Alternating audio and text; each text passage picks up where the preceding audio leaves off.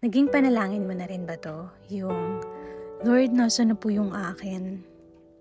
Dear, singleness does not equate to loneliness. Alam mo ba that the greatest need of a man is not a woman, but God, and vice versa?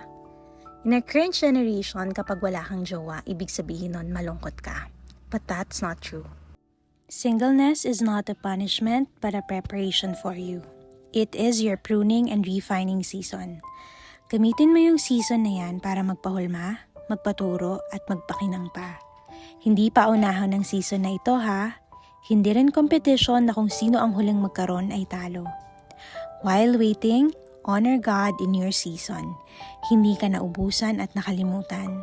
Ang totoo, iniingatan ka. Singleness is a blessing. Sabi nga nila, mas mabuti nang wala kesa naman mali. Dear singles, you are not less.